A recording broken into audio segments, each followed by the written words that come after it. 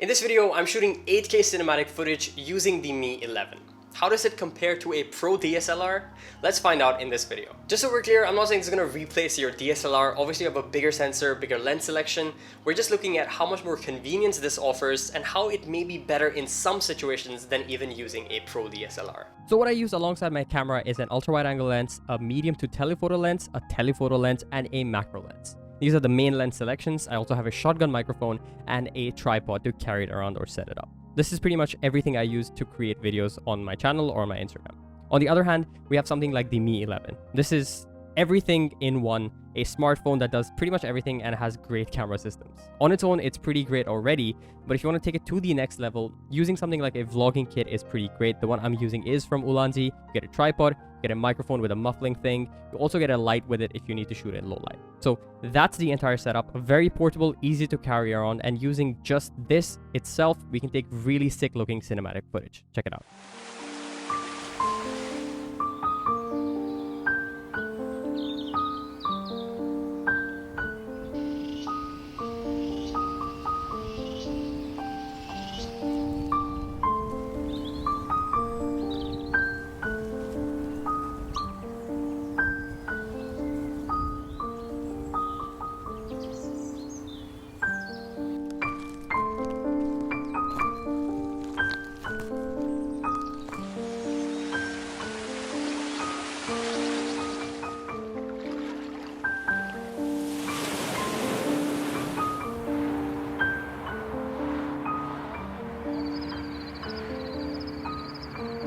So that entire sequence was shot using just the Mi 11, no external apps, none of that other stuff. It was just the 8K video recording mode from the camera app itself. So can it shoot cinematic footage? Absolutely it can.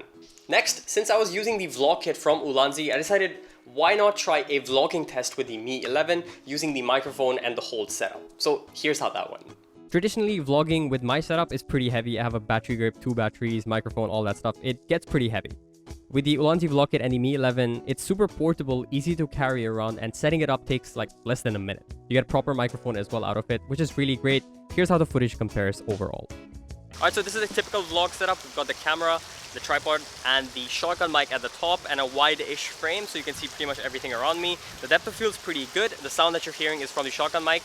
It is pretty heavy. I've got 2 batteries and a grip on here, so my arm's already starting to twitch a little bit, and obviously you're gonna get some shake from that. Alright, so now this is a vlog test with the Mi 11. We're shooting with the vlog kit from Ulanzi. We've got the shotgun microphone with the filter at the top, so the wind shouldn't disturb us too much. Also, the tripod is a lot lighter. The overall setup is a lot lighter. The resolution is higher with 8K, and also the background blur is pretty darn good for a smartphone. So overall, for vlogging, this would be a pretty awesome choice.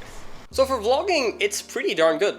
I mean, this whole video is in 8K, so I use the back camera to record the vlogging, and I do recommend using the pro settings as well, because if you use the front camera, you can't really get the best quality out of it. There's no pro controls as well. So if you're vlogging, I recommend using the back camera, get focus using your hand or something, and then you're good to go. So for vlogging, this is a pretty great replacement for the DSLR as well. Now, the amount of pro controls that you get out of the Mi 11 is also very impressive. This has stayed kind of consistent with the Xiaomi phones recently. You get pro controls and maximum control over what you're shooting and how your image is going to turn out because of the different selection of options you can go through.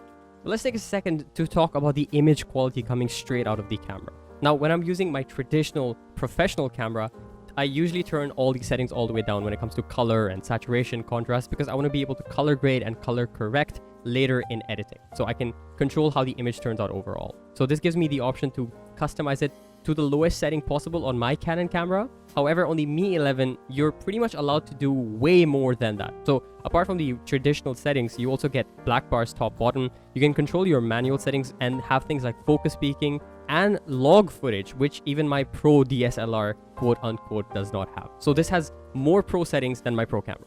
Log footage essentially is a flat image that allows me to color grade and customize the look of the image a lot better than a regularly compressed video.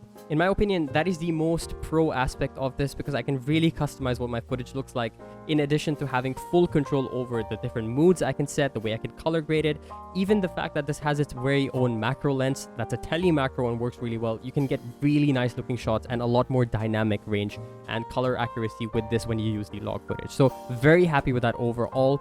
As a bonus, if you couple it with something like the anamorphic lens from Ulanzi, you can get really sick, cinematic looking footage, Steven Spielberg kind of footage out of this. You even have the vertigo effect built into it with the movie effects and a bunch of other effects like the parallel effects, time lapses. You can get really interesting, creative looking shots using just one phone. With all that great stuff being said about this, do I think it'll replace my pro camera? Probably not. I would still stick to that for client work and stuff, but with that being said, this is a great companion to have alongside your pro camera. If you run out of battery, you leave your camera at home or forget your SD card, I've done all three of those, this will be a huge lifesaver. It offers pro controls, really lets you tweak things and get exactly the right image that you want, 8K in resolution, the processor is pretty darn powerful to get pretty much everything you want, time lapses, whatever it may be, makes it a huge must to have in your pocket. And the fact that it does fit in your pocket is pretty crazy as well. So if you guys want more tips and tricks on how to shoot cinematic shots using your smartphone, whichever phone it may be, make sure you're subscribed because I'll do more tutorials on that in the future. But I'll see you again in the next video.